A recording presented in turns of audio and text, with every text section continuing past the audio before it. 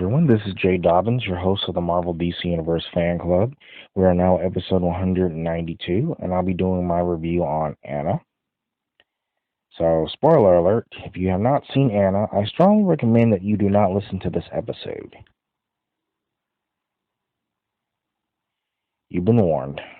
So, Anna, so far, a beautiful, they ain't lying about that, a beautiful woman who has been the victim of domestic abuse, sees no point in continuing her life. Uh, in a turning point of her life, she accepts an offer by KGB officer Alex, played by Luke Evans, of course. After a year of training, she is to work as a KGB assassin for 5 years, after which she will be free to continue her life as she pleases. KGB head Vasiliev, Vasiliev, Vasiliev is not willing to honor this agreement, implying that the only way out of the KGB is death. Uh, she goes undercover as a fashion model and is hired to work in Paris. When she is found out by the CIA, they recruit her to kill Vasiliev in exchange for the promise of immediate retirement and a protected life in Hawaii. So meanwhile, Olga, her KGB handler, um, who earlier had reluctantly confirmed Anna as an operative, notices changes in Anna and confronts her. Olga agrees that Anna should kill Vasiliev, which would make Olga the new KGB head, of course. So after she completes her mission to kill Vasiliev, Anna meets both Alex and her CIA handler, Leonard, played by Cillian Murphy, of course. But Olga stages shooting Anna for her betrayal to the KGB, and Anna, who is unharmed, escapes through a sewer line, changes her appearance, and finally becomes free. So, and I know it's a short, uh, review, but honestly, it's pretty much what what I just said so far. That's pretty much what happened. I just made it short, if possible. But the movie was good so far, But then, you had a little romantic thing going on. And that's kind of what killed it so far. It went from good to okay. But I like Cillian Murphy's performance. He was, he was chill. He was laid back. I like that. Luke Evans, I like how he did his Russian accent. He's from England, but he's very good with accents, like American accents.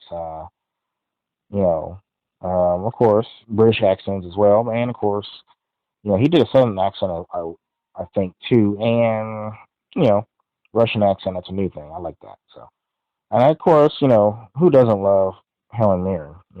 I like how she did her Russian accent as well.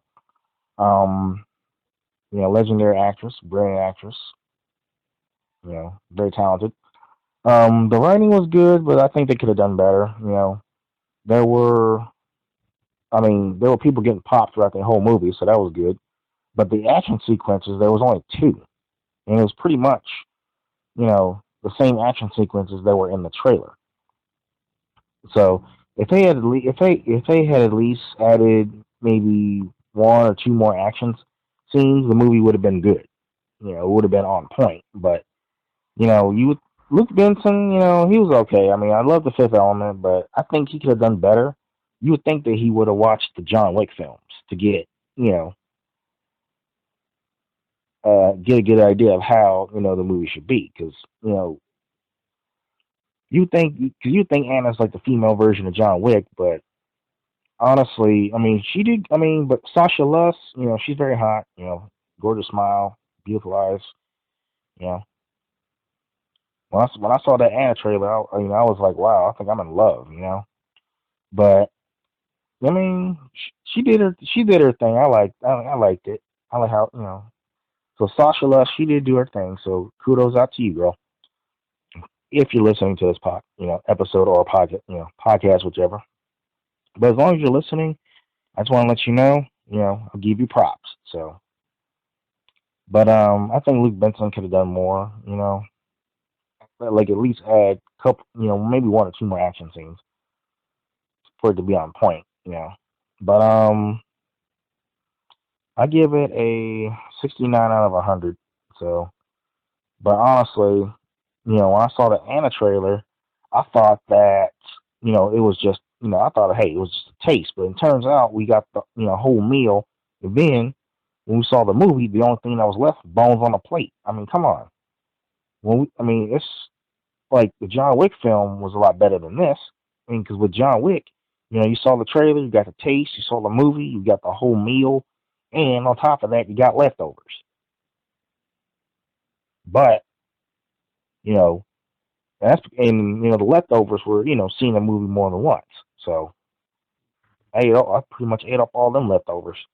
But yeah, they could have done more. And for Luke Benson, next time he wants to do an assassin film, he might want to watch some John Wick films.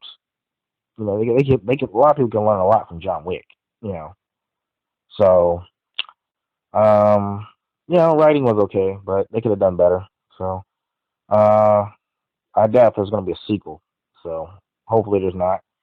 And anyway, the production budget was 30 million, but in the box office it was 5.5 million. So you would think that a whole lot of people would see this movie.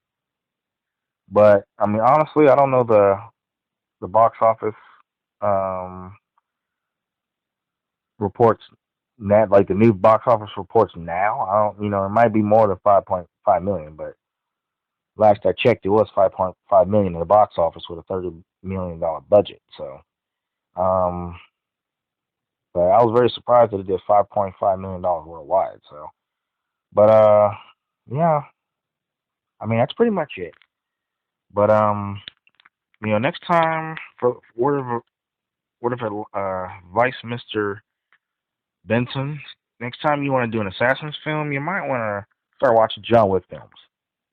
That way you can get a better one. But anyway, that concludes this review. Feel free to visit us and like us on Facebook. We're available on iTunes, Google Play Music app, Spotify, and of course YouTube.